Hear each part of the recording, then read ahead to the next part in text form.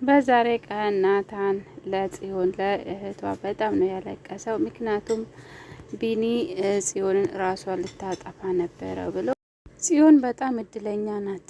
ያፌትም በጣም እዚህ ምድር ላይ ካለኝ እህቴ እሷ ናት እና እንደ እሷ የሚወዳት ሰው ማንም ስለሌለ ጫፏ እንዲነካ አልፈልግም ብሏል። ናታንም እንደዛ ለጽዮን በጣም ራሱን አሳልፎ ይሰጣል። አሁን ቢኒ ሄዶ ያው ለናታን ጽዮን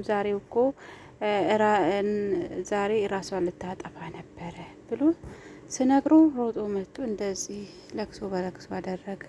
ግን ደግሞ ይሄ ጽዮንና ቤዛ ያቀነባበሩት ነገር ነው እንጂ ጽዮን ራሷን ለማጥፋት አልሞከረችም። ይሄ ነገር ቤዛ ያመጣችው ሀሳብ ነው። ያው ቢኒና ጽዮን ከተራራቁ ቆይቷል። ለምን እንደዚህ አናደርግም ብላ ሀሳቧን ሰጣት፣ አካፈለችላት ቤዛ እና በሀሳቧን ጽዮን ተስማምታ ቤዛ ያለችው ነገር አደረገችው። እሱ ምንድን ነው ራሱ ውድና እየተከበራችሁ ቤተሰቦች ሰላማችሁ ይብዛልኝ። እንዴት ናችሁ? እግዚአብሔር የተመሰገነ ይሁን። ሐረግ ድራማ ክፍል 100 ተለቋል። ገብታችሁ እዩት ማለት ነው። ዛሬም እንደተለመደው ሐረግ ድራማ በጉጉት ነው ሁሉም ሰው የሚጠብቁት። ዛሬም ደግሞ ክፍል 100 ተለቋል። ሳልክባችሁ ገባ እያላችሁ እዩት እና በዛሬ ቀን እንግዲህ ጽዮንና ቤዛ የሆነ ያቀነባበሩት ነገር ናታንና ቢኒን አስደንግጦታል። እሱ ምንድን ነው ያው ቢኒና ጽዮን ከተራራቁ ቆይቷል። እሱም ደግሞ በአቤል ምክንያት ነው።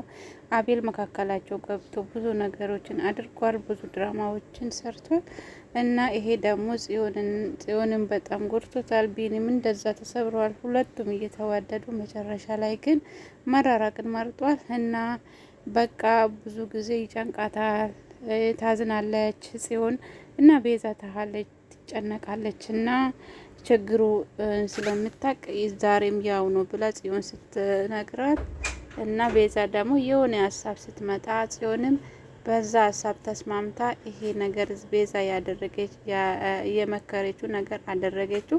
እሱም ምንድነው ለምን አንቺ ራሴን አጠፋለሁ ብለሽ ለቢኒ አልደውልለትም? ያ ጊዜ ቢኒ ሮጦ ስመጣ አንቺ ደግሞ ራስሽን ለማጥፋት እንደሞከርሽ ሰው ታስመስላለሽ ተባብሎ ተመካክሮ ነው ለቢኒ ሲደወልለት።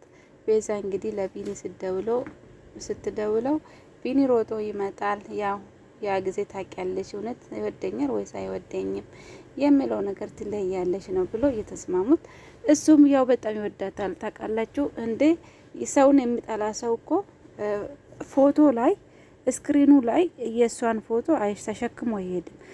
ቢኒ ግን እሷን ማየት አልፈልግም፣ እነኚህ ቤተሰቦች በክቶኛል፣ ናታንም ጽዮንም ማየት አልፈልግም እያለ ነበረ። ቢሆንም ስልኩ ላይ ስክሪኑ ላይ የጽዮን ፎቶ አድርጓል እና ያ ጊዜ ራሱ እንዴት እንደሚወዳት ነው እኔ የገባኝ።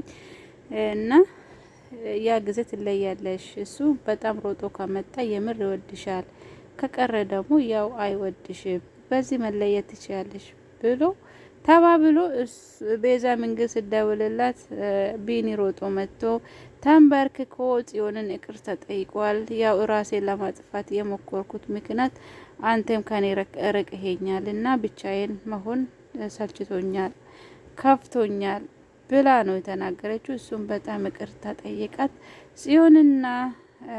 ጽዮንና ቢኒ ያለ ምንም ጥርጥር ይሄው ታርቆ አሁን ሰላም አግኝቷል። ምሽቱ ራሱ አብሮ አሳልፏል። በጣም ደስ የሚል ነገር ነው። ቤዛና ጽዮን ደግሞ ይሄ ጊዜ ካለፈ በኋላ ይሄ ነገር እንደተሳካላቸው ሲያውቁት በጣም ነው ተደሰቱት። ሌላ ደግሞ ያው ቢኒ ይሄንን ለናታን ሄዶ ሲነግረው ናታን በጣም ደንግጦ ሮጦ መጥቶ ለቅሶ በለቅሶ ሆነ እና ይሄ ግን ቤዛ ናት ያቀነባበረችው። በጣም ነው የሚወድክ ብላ እሱም ደግሞ ጽዮን እንዴት እንደዚህ ታደርጋለሽ? እኔ እኮ ያለኝ አንቺ ብቻ ነሽ፣ እንዴት ነው ለእኔ አታስብልኝም ብሎ በጣም ነው ያለቀሰው። እና ጽዮን ግን እድለኛ ናት። ያፌትም በምን አይል እንደሚወዳት ታውቃላችሁ። ያፌትም ጽዮን በጣም ወዳታል። ያፌት ብዙ ለሰዎች እንኳን ቦታ አይሰጥም። ወንድሙን በጣም ይጠላዋል፣ ግን ጽዮን በጣም ያከብራታል። ሌላ ደግሞ ያፌት ኤፍራታን የሆነ ፋይል አስፈርሞታል። እንግዲህ ታውቃለች እሷም ይሄ ነገር የእሱ እጅ ውስጥ እንድገባ ስለምፈልግ ያው የድርጅቱ የዚህ የወንጀሉ ነገር ይመስለኛል አስፈርሞታል። እሷም ፈርማለች አንድ በአንድ። እሱ ግን ተደስቷል። ብቻ መቼ ነው እስኪ ኤፍራታ ከያፌት እጅ የምታመልጠው? እንደገና ደግሞ አቤል አሁን ችግር እየፈጠረ ነው። እዛ እነሱ ሲወጡ ያው ያፌት ቤት ገብቷል። እዛ ገብቶ ብዙ ነገሮችን እያደረገ ነው። የያፌትን ምስጢር ደርሶበታል። ሁሉንም እየከፋፈተ ዛሬ ራሱ ፎቶውን ሁሉ እሱ ለወንጀሎች እዛ የደበቃቸው ፎቶዎች በአንድ በአንድ ፎቶን አንስቶ ስልኩ ውስጥ አስቀምጧል። በሱ እንግዲህ ያፌትን ሊያስፈራራ ይሆናል። ብቻ አይታወቅም ለምን እንደዚህ እንደሚያደርገው። ያው ኤፍራታም ታውቃላችሁ ለምን እያስፈራራት እንደሆነ። የያፌትን የወንጀል ቪዲዮ የሚያሳይ እሱ እጁ ላይ ስላለ ብቻ ኤፍራታን እየተጫወተበት ነው። እና ያፌት ግን ኤፍራታ እዚህ ቤት እንድትኖር ራሱ እየፈቀደችልህ አይመስለኝም። ይሄ የሆነ ነገር አለ፣ በሆነ ነገር አስፈራርተ እንደሆነ ገብቶኛል እያለ ነው። ብቻ ያፌት ያው ብልጥና ብልህ ልጅ ስለሆነ ሊደርስበት ይችላል። አቤል ግን በአሁኑ ሰዓት ችግር እየፈጠረ ነው። ኤፍራታ ራሱ ተሰቃይታለች። ብቻ መቼ ነው ይሄ ነገር ሚያበቃው አይታወቅም። እና ጽዮን እና ዳጊ ደግሞ አሁን የጀመሩት አቤልን ያው ታውቃላችሁ አቤልን ለመጣል እየሞከሩ ነው። እና የሆነች ልጅ ጋር ተገናኝቶ አውርተዋል። አቤልን ወጥመድ ውስጥ ለማስገባት እየሞከሩ ነው። መቼ እንደምሳካላቸው አይታወቅም። አቤል ግን እንደዚህ ከቀጠለ ብዙ ሰዎችን እንደሚጎዳ ነው የኔ እየገባኝ። እዛ ቤት መግባቱ በጣም ለኤፍራታም ይሁን በጣም ከባድ ነው። አንዴ ያስደነግጣታል፣ አንዴ ያናድዳታል። በዛ ላይ ኤፍራታ እርጉዝ እንደሆነች ታውቃላችሁ። በአሁኑ ሰዓት ኤፍራታ ነፍሰ ጡር ስለሆነች ማናደድ የለባትም። ሉሊትም ደግሞ እዛ ቤት ውስጥ ሆና መረጃን መሰብሰብ ትፈልጋለች። ቤዛንም ወጥመድ ውስጥ ለማስገባት እየተዘጋጀች ነው። ድጋሜ ደግሞ ቀጥሎ ናታን ነው ብላለች። ናታንን ግን ቤት ውስጥንም ቢሆን በየትኛው በኩል መጥቶ በየትኛው እንደሚገባ ራሱ ግራ ገብቶታል።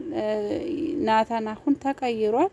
ናታን ላይ ምንም መረጃ ማግኘት አልቻለችም። እሱ መረጃውን አፍኖ ይመጣል ይሄዳል። ጭራሹንም ያው ናታንም ሮጦ የመጣ የሆነ ሰዎችን ጽዮን ላይ ክፉ ነገር ያደርሱበታል ብሎ ስለፈራ ነው። ውዶቼ ደህና ሁኑ።